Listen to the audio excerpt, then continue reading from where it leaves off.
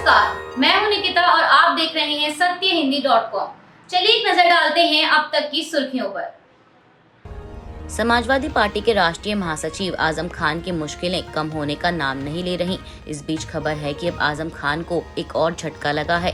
दरअसल उनके जौहर ट्रस्ट द्वारा संचालित रामपुर पब्लिक स्कूल को मंगलवार को रामपुर जिला प्रशासन द्वारा सील कर दिया गया। आपको बता दें कि स्कूल प्रबंधन को 16 फरवरी को नोटिस देकर 15 दिनों के भीतर परिसर खाली करने को कहा गया था।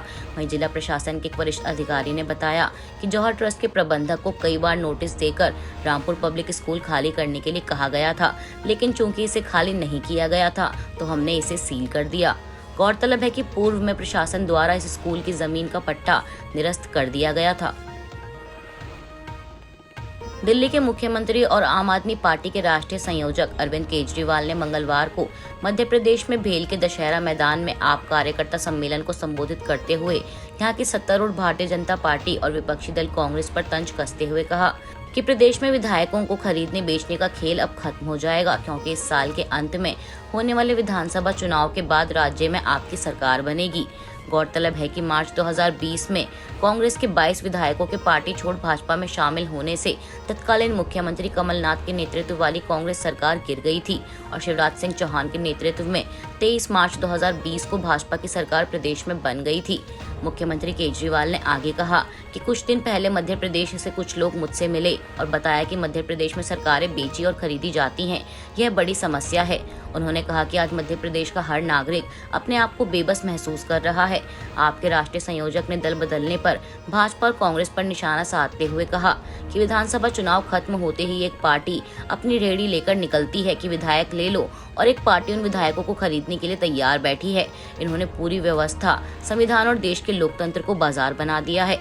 यहाँ पर खुलेआम विधायक बिकते और खरीदे जाते हैं। उन्होंने कहा कि मध्य प्रदेश का एक एक नागरिक प्रदेश के मुख्यमंत्री शिवराज सिंह चौहान को हटाना चाहता है। पिछली बार ही हटा दिया था, लेकिन जनता का वश नहीं चलता। जनता चाहे जिसको वोट दे, लेकिन सरकार तो भाजपा की ही बनेगी। उन्होंने कहा कि मध्य प्रदेश का एक एक मतदाता बेबस हो गया है, वह कहाँ जाए।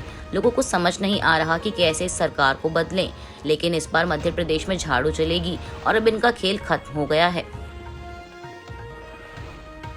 दिल्ली के मुख्यमंत्री और आम आदमी पार्टी के राष्ट्रीय संयोजक अरविंद केजरीवाल इस समय चुनावी राज्यों का दौरा कर रैलियां कर रहे हैं और जनता से उनकी पार्टी को वोट देने की अपील कर रहे हैं।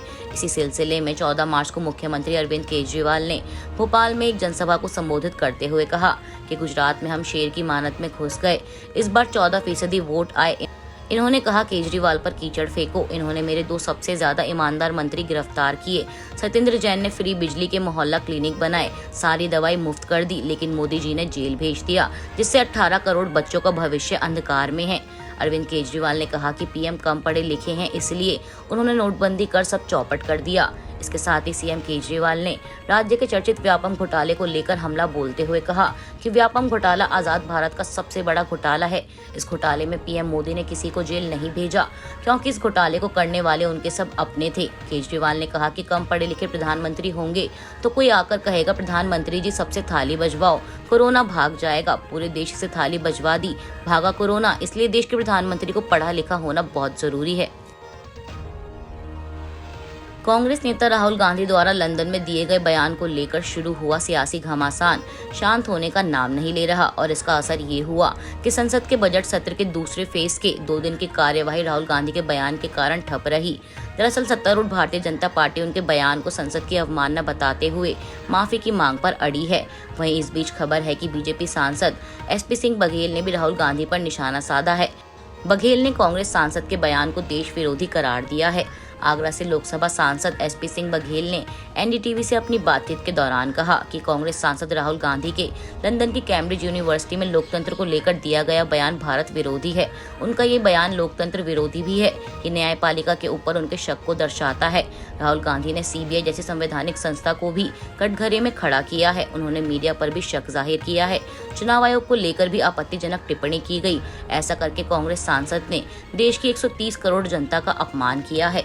केंद्रीय कानून एवं न्याय राज्य मंत्री SP सिंह बघेल ने आगे कहा कि राहुल गांधी का कहना है कि संसद में जब वो बोलते हैं उनका माइक बंद कर दिया जाता है। ऐसा कभी नहीं किया गया। सत्ता पक्ष बिल्कुल अपने रास्ते पर है। सदन में स्पीकर हर पार्टी से बोलने वाले नेता का समय तय करते हैं और समय पूरा होने के बाद भी एक्स्ट्रा 10 मिनट तक का वक्त दिया जाता है। राहुल गांधी इस तरह के बयान PM मोदी को बदनाम करने के लिए दे रहे हैं।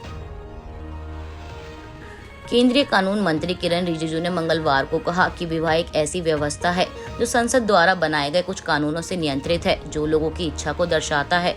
उन्होंने कहा कि शादी एक संस्था है, इसकी पवित्रता है और इसे कानून द्वारा समर्थित होना चाहिए, जो हमारी परंपराओं, हमारे लोकाचार, हमारी विरासत को ध्यान में रखता है। आपको बता दें कि कानून मंत्री ने यह बात सरकार द्वारा सुप्रीम कोर्ट में समलैंगिक विवाह को कानूनी मान्यता दिए जाने का विरोध किए जाने के कुछ दिनों बाद कही है। उन्होंने कहा कि एक सरकार के रूप में हम एक नागरिक के द्वारा की गई किसी भी तरह की गतिविधियों के विरोध में नहीं है। एक नागरिक के रूप में जब तक आप देश के कानून का पालन करते हैं, आप जो कुछ भी करना चाहते हैं करने के लिए स्वतंत्र हैं। उन्होंने कहा कि किसी भी लिंग का व्यक्ति अपने हिसाब से जीवन जीने का विकल्प चुन सकता है जो उसके लिए उपयुक्त हो। गौरतलब है कि समलैंगिक विवाह को मंजूरी देने वाली याचिकाओं का केंद्र सरकार ने विरोध किया है। केंद्र सरकार ने सुप्रीम कोर्ट में जवाब दाखिल कर सभी 15 याचिकाओं का विरोध किया है। केंद्र ने कहा कि समलैंगिक विवाह को मंजूरी नहीं दी जा सकती। ये भारतीय परिवार की अवधारणा के खिलाफ है। परिवार की अवधारणा पति पत्नी और उनसे पैदा हुए बच्चों से होती है। भागीदारों के रूप में एक साथ रहना और समान लिंग वाले व्यक्तियों के साथ यौन संबंध रखना पति पत्नी और बच्चों की भारतीय परिवार इकाई की अवधारणा के साथ तुलनीय नहीं है, जो अनिवार्य रूप से एक जैविक पुरुष को एक पति, एक जैविक महिला को एक पत्नी और दोनों के मिलन से पैदा हुए बच्चे के रूप में मानती है। पाकिस्तान के पूर्व प्रधानमंत्री इमरान खान पर गिरफ्तारी की तलवार लटकी हुई है। मंगलवार को उन्हें गिरफ्तार करने के लिए पुलिस उनके आवास पर पहुंची, लेकिन उनके समर्थकों ने पुलिस को रोक दिया। वहीं इस बीच अपनी गिरफ्तारी की आशंकाओं को लेकर इमरान खान ने एक वीडियो संदेश जारी किया है। इस संदेश में उन्होंने कहा कि भले ही ये लोग मुझे मार भी क्यों ना दें, लेकिन पाकिस्तान की कौम रुकने वाली नहीं है। हमारा संघर्ष आगे भी जारी रहेगा। उन्होंने अपने संदेश में आगे कहा कि पुलिस मुझे पकड़ने के लिए बाहर आ गई है। उनका ये ख्याल है कि जब इमरान खान जेल चला जाएगा तो ये कौम सो जाएगी। आपको ये साबित करना है कि आप वो कौम नहीं है। आपको इन्हें गलत साबित करना है। आपको साबित करना है कि आप जिंदा कौम हो। इमरान खान को अल्लाह सब कुछ दे चुका है। मैं तो आपके लिए जंग लड़ रहा हूँ। आपको आगे आकर मेरा साथ देना है। इमरान खान ने आगे कहा कि अगर मुझे कुछ होता है या ये मुझे मार देते हैं तो आपको ये साबित करना है कि इमरान खान के बगैर भी ये कौम जिद्दोजहद कर सकती है। वहीं PTI के वरिष्ठ नेता फारूक हबीब ने मीडिया से कहा कि चाहे कुछ भी हो जाए, इमरान खान फर्जी मामलों में पुलिस के सामने आत्मसमर्पण नहीं करेंगे। दुनिया भर की बड़ी कंपनियों द्वारा की जा रही छटनी का दौर अभी थमा नहीं है। खबर है कि फेसबुक की पेरेंट कंपनी मेटा आने वाले समय में 10,000 कर्मचारियों की छटनी कर सकती है। गौरतलब है कि इससे पहले गूगल और ट्विटर ने भी बड़ी संख्या में अपने कर्मचारियों की छटनी की थी और मेटा से भी 4 महीने पहले ही 11,000 कर्मचारियों को निकाला गया था।